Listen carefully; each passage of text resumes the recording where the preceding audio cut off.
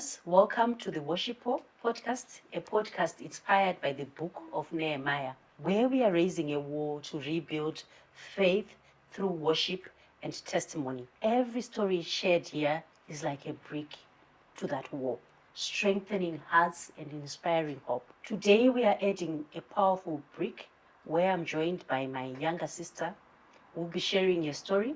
Kudakwashe is a worshipper, the founder of the Lily Tribe Worship Group, a fighter, and a living testimony of God's faithfulness. If you've ever struggled with waiting on God for a child, this conversation will encourage you. Kudakwashe, welcome to the Worship War podcast. I got married in 2020. We started trying immediately. My husband loves children. His brother has got children and he is so much into children. So we started trying immediately. You don't get worried immediately because you think with time we are going to get there. So the first year, it was okay. But then after the first year, you then start to get worried. Because maybe let me just share what had happened before I got married. I had fibroids and I had them removed. Okay. So my gynecologist highlighted that we would need to start trying immediately because fibroids have got a tendency of growing back with time. So I remember the gynecologist actually gave me some pills that I took for some time, fertility pills, to help me conceive. So it did not happen within the first year, but you'll be thinking, okay, well, let's keep trying. In the second year, maybe it will happen. So your question was how it was like within the first few years. The first few years were not so difficult because you'll be having so much hope that, okay, we just got into marriage, we still have got time, and we will eventually get there. Okay. Moving on, waiting can be one of the hardest tests of faith. Certainly. Right. How did you handle the emotional and spiritual pressure during that time? Fine, maybe the early years you were okay, you were just like, okay, it will eventually happen. And then the second year, it hasn't happened. The third year, it hasn't happened. How was that for you? Were there moments where you questioned God and you're like, God, what is happening? Why is this happening? Certainly. Yeah. When you are someone that knows God, that is prayerful, that is a worshiper, there are certain things when you reach a certain point, you are praying every day. God, asking for a child from God, and it is not happening. You get to a point sometimes where you start to question. And emotionally, when you're going to work, I worked in an industry.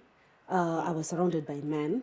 Men are not so emotionally intelligent. So sometimes maybe your belly will just be, you will just be bloated or something. And people will be passing comments like, oh, we see you. We see you. It has happened. Yeah, it has happened. And but deep down. Women do that. Yeah. Deep down, oh, well, it hasn't happened. And people around you are just expecting, are just looking to see, okay, has it happened?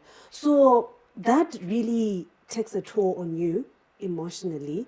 And I remember in the third year, fourth year, there are times I would just get emotional in conversations that are normal conversations to a lot of people.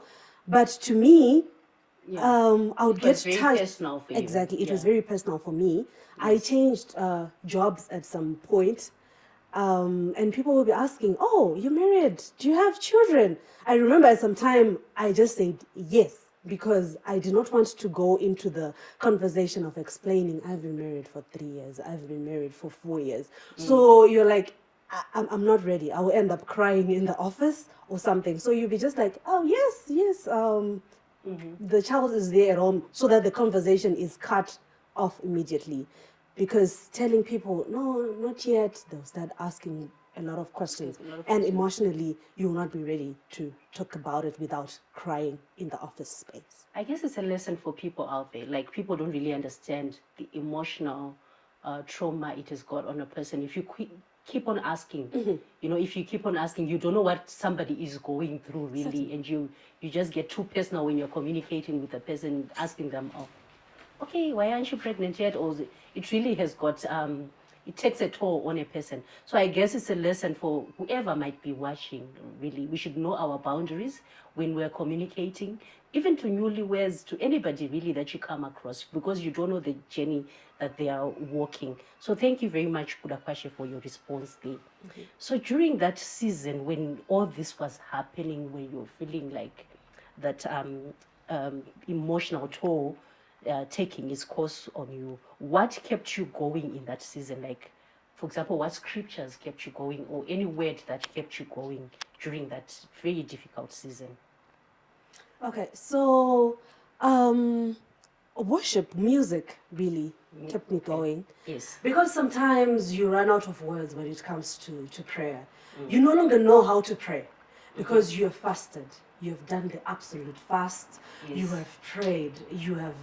So sometimes you run out of words, but in song, you can just pray to God. Okay. Remember me, Almighty God. Ndirangarire iwe Mwari. When you just sing that to you, it becomes your prayer because you are no longer able to pray.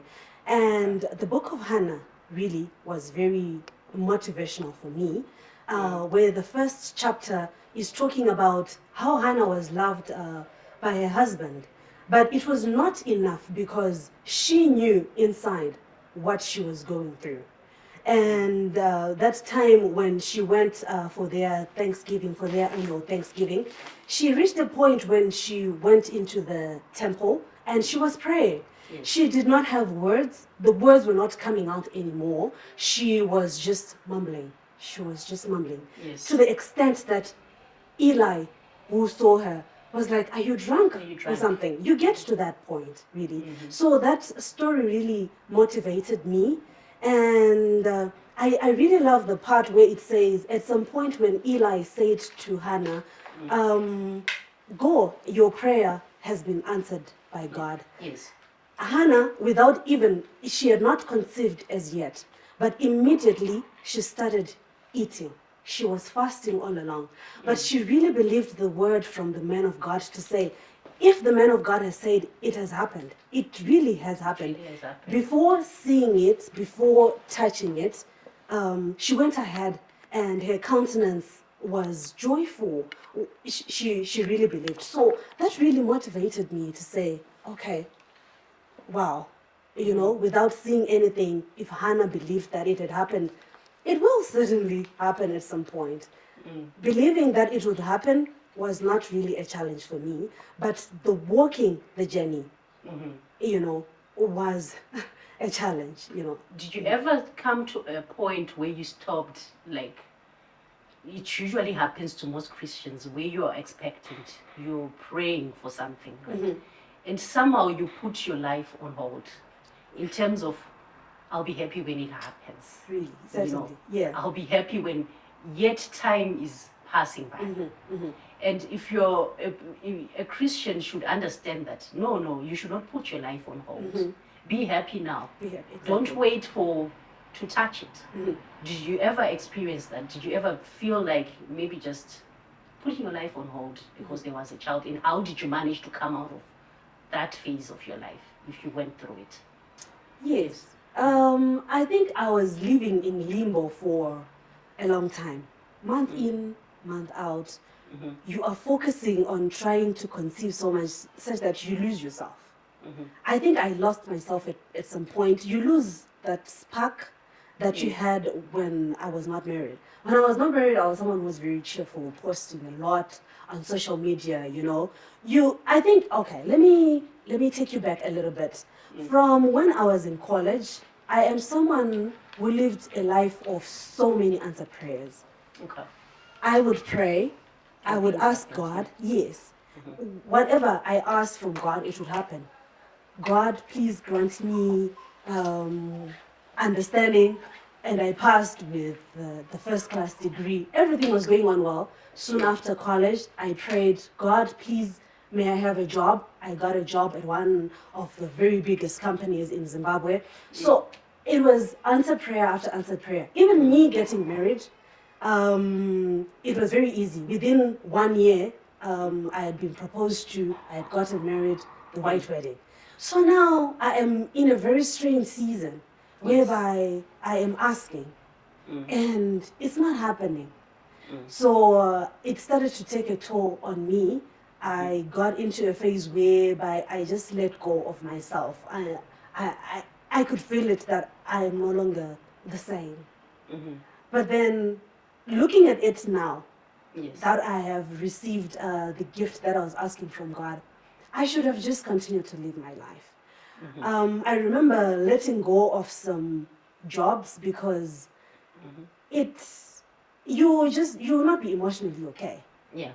So you just let go of yourself. You do not really care about how you're living because you're like, well, it's just me. That's true.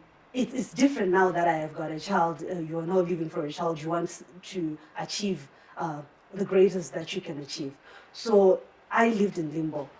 Telling someone that is going through challenges, I would tell them to live their lives because your prayer will be answered, but 4 years, 5 years of your life will be gone. Will be gone. Yeah. Yes. But I remember that is around the same time you're struggling to conceive, that is when you managed to launch. So I would say the Lily tribe. Oh, yes. So I would say as much as you were in limbo, you managed to worship God. You managed to launch this powerful worship group. Where you invited family to join you in worship. And I remember telling you, could I just worship? Yes. Just do this with all your heart. Don't live a life of waiting. You managed to launch that. Tell us more about that season where you launched the worship hall. Because you were really down in the pits. Yes. But you managed to come out and shine still, despite what you were going through. So I wouldn't totally say you were totally in limbo. You managed to do something effective during that season. Yeah, in that dry season. Yes. So I believe the people around me, you being around me, encouraging me, telling me to just live according to the calling of God. I think the calling of God upon my life is so powerful that, okay, fine, I may be in the valley. I cannot really let go of it because it's something that will just drive me, that will just pull me because it is inbuilt within me. So 2 years ago, I remember then my sister Princess coming up with this season of Thanksgiving at the end of each year, and I got so excited in the first year of launching Lily Tribe. I actually started reading about, the tribes of Judah, the tribes, Israel's children, how they had so many different ministries within them. And I knew that worship was my calling. And so 2 years ago, on the first Thanksgiving, I launched Lily Tribe. And that was very uplifting for me. Yes. The space of worship was always my uplifting space. So sharing that with people, with the world, leading people into worship, leading myself into worship, really, really helped me during that time. So I would really encourage someone who is going through a difficult time not to neglect your calling to God. Yes. Actually, you should go for it more during that time. And when you come out of it, you will realize that that was the force that kept you going. That was your source of strength for you not to get to a breaking point. And sometimes, you know what, God even realizes that if that door is opened instantly, you might neglect your calling. Yes. Because maybe if you got into marriage and it's easy peasy, you fall pregnant, would you have launched the Lily Tribe? But sometimes we find ourselves in a difficult spot, right?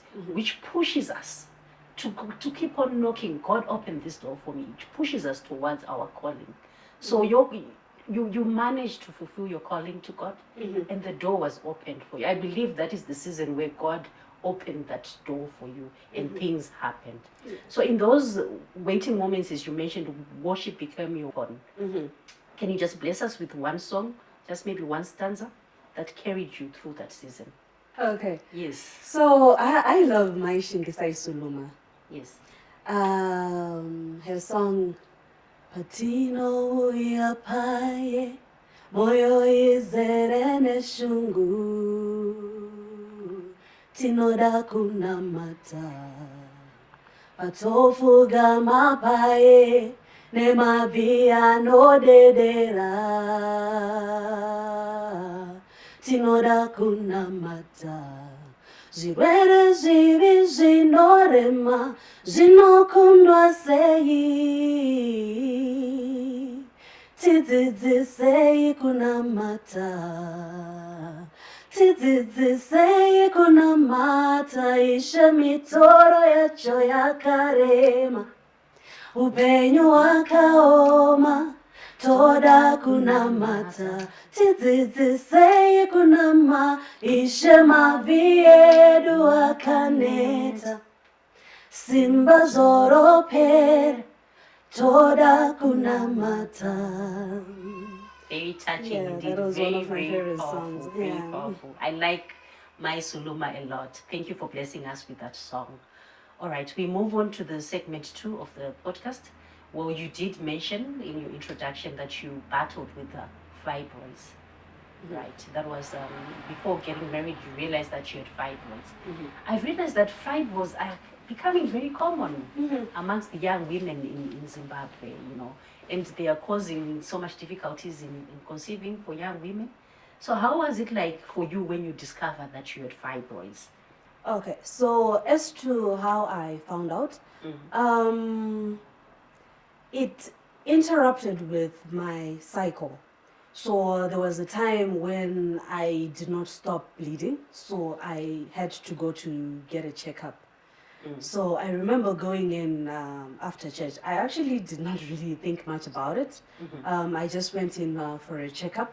And then when the scan was done, that is when they indicated that I had fibroids. Okay. So I was then referred to the specialist, the gynecologist, to see what the way forward would be. Okay. So normally people have fibroids and it's not really a big deal, but the gynecologist mentioned that there was one that was hanging by the thread. So sometimes fibroids are inbuilt within the uterus wall and they are not a challenge. But then there was one that had a stem and it was hanging. So the concern for that was it may turn or it may then end up being tied.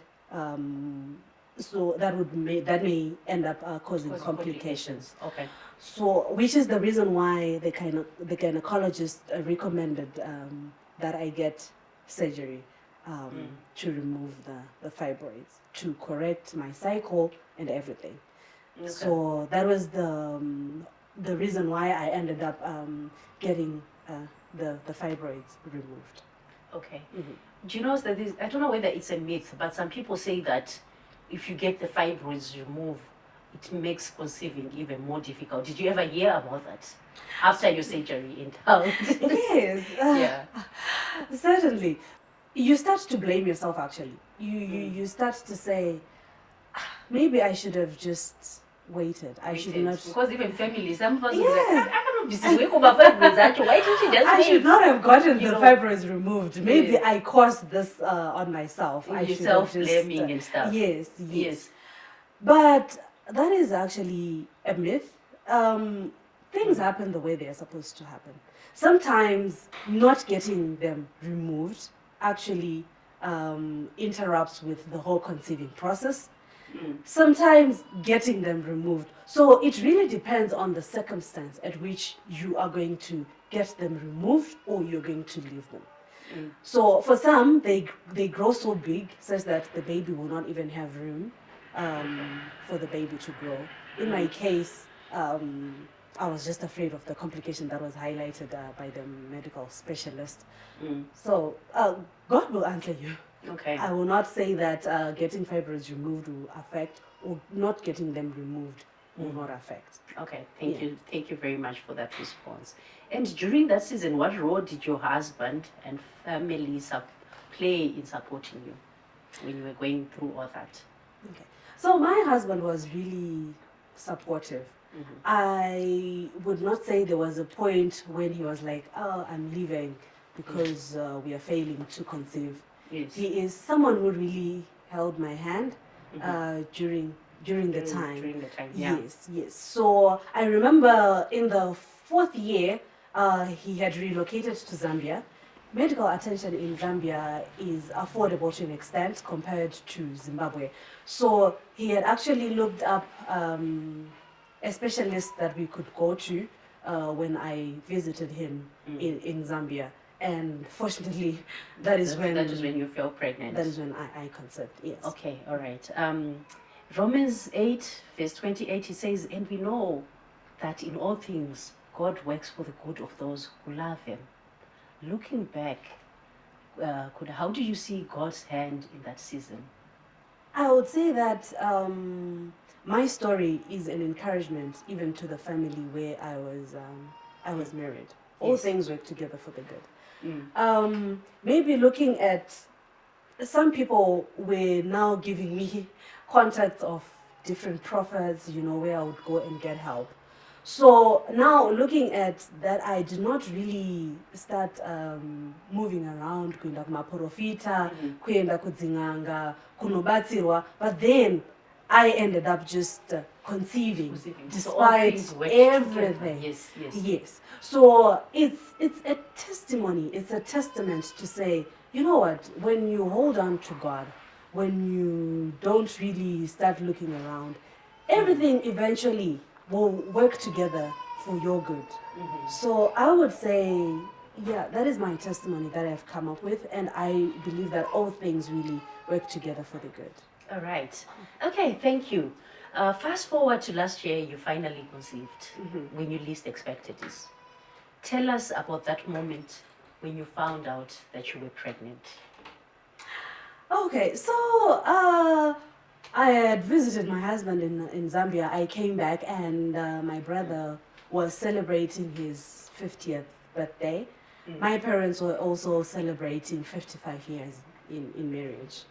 That is the season that I then discovered that I was pregnant. So when I actually came back from Zambia, I had no idea. You get to a point whereby you have sort of like given up. You're no longer really looking forward to anything because you are so used to disappointments. My cycle was very consistent, very, very consistent. So when I missed a few days using my tracker and all, I was like, there is something that is going on here. So I got my pregnancy kits, and I got 2 of them actually, just in case. And when I checked, when I tested, it was positive. The line was the 2 lines were very visible. Very visible, yes. And then I used the second one, it was the same thing. And I sent a message to my sister yangu, Jennifer, and ndichimutore my pictures. And I was like, please, can you confirm? Can you verify if this is happening? And the way she screamed, I did not scream. I was very doubtful to say, okay, this way it is. Has it finally? Yes. And she was like, yes, this is a positive. A clear positive. Very clear positive. Yes. So she then actually sent me her pregnancy test. I actually did not know that she was expecting also. But I had to look at mine. Mine is actually very faint. Like from when I tested, mine was actually a bit faint compared to yours, which looks very positive. The lines are so visible. So yes, I got So you excited. had your own Mary Elizabeth moment then, because she was also expecting. She was also expecting. So double blessing. The double blessing at the same time. Okay. So what was your first prayer after finding out? What did you say to God? Wow. I thanked God for answering my prayer. I actually have got a recorded prayer on that very day, and I prayed for the child. So you get into excitement, but you also get into fear. You'll be thinking, okay, what if there is miscarriage along the way? What if I lose the child? What if anything happens? So I immediately prayed for covering of the child. To say, God, protect my child. May there be no disabilities, no abnormalities. with the baby. So I actually have got a recorded prayer for that, because I was really thankful to God for finally answering my prayer. Okay. And how did worship change for you during the pregnancy? If you don't mind sharing through a song, a stanza. Okay. Yes. Ukuru wenyu Mwari unosha misa kwazo iwe ukuru wenyu Mwari unosha misa kwazo inikanando arangarira iwo mabasa ekudenga inikanando rangarira iwo mabasa epanyika meni inobu damiso kanando funga imi. Amen. So definitely worship changed for you during the time of pregnancy. You were very grateful. Certainly. Amen. Thank you. Very touching moment there. So Kuda, what would you say to the women who are still waiting for their miracle? Women that are in waiting. We've got their lives in limbo, like we mentioned. They're just waiting and hoping that God will bless them with the gift of a child. I would say to them that it will happen. It will certainly happen. Remember that makore edu tichiverenga haana kufanana neyaMwari.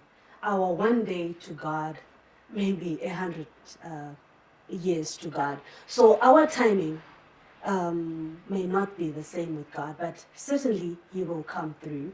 He will make everything beautiful in His own time. We named our child Ishemunatsi, meaning that God will perfect everything in His own time. Vanonatsa zvinhu nenguva yavo. So you may think that it's not going to happen. Yes, the journey may be very difficult, but know that God will certainly answer your prayer. Remember the story of Lazarus. God said He came 4 days after. It was not kuti akavaregera. He actually wept when He came because He was emotional. He was there with them. But He says that I came in late just to show my glory. Amen. So know that it may be taking time, it may be taking long, but you are certainly going to testify. God is certainly going to come through for you. Live your life, enjoy your life, holding on to the hope that God is going to answer my prayer. Now that I have got a child, I can no longer do some things that I could do within those 4 years where I was waiting. So it's something that you need to do. Enjoy the years when it's just the two of you, Just the two. knowing that God will certainly answer your prayer someday. So how has it been for you now that you're balancing ministry, marriage, motherhood? And tomorrow we've got another Lily Tribe worship session. How is the balance for you now with motherhood and marriage? I've got a very strong support system around me. A lot of sisters, a lot of vanabamnini. So I cannot say that I've been really overwhelmed. I've had a lot of help, and reaching out for help really is something that you should do within the seasons. I don't have my baby right now. I've had to or someone, So the support system, I've got a very strong support system. I've been able to balance that. All right. And being very thankful to God also has really triggered me to worship God even more, during this time. And as we are coming to the end of the session, we won't have done justice to this podcast if we don't introduce Ishemunatsi Hannah. So we are going to invite Hannah to come and join us on the podcast, and you can sing one final song of gratitude. Hannah. So Kuda, Oh my gosh, she's smiling. You can just give us one final song of gratitude as we are coming to the end of our podcast. We are joined by Miss Hannah. So I really love the song by Janet Manyoa, Tom Tender Me. It really resonates with the season that I'm coming from and where we are right now. Zishuvo zemoyo yedu onazazaziswa Haiwe Jehova kubata kwenyu kunoshamisa Nyasha za Mwari zinogara nekusinga peri Tatenda, tawona, tafara, tumtenda neiko Tumtenda neiko Tumtenda neiko Tumtenda neiko Watigonera Tumtenda neiko Tumtenda neiko Tumtenda neiko Watigonera. Oh, wow. Thank you so much, Miss Hannah. Thank you for joining this podcast, Kuda. Thank you for sharing your powerful testimony. And to every woman who's listening, your waiting is not wasted. God sees you, and He will come through for you just at the right time, in the fullness of time. Do not give up. God will come through for you. Do not live your life in limbo. Hold on to faith and hold on to worship. Once again, thank you. Thank you very much. Thank you very much for having us. And remember to subscribe to the Worship Hall. Share this episode with someone who needs help. Remember to place a like, and remember that worship is your weapon. Thank you.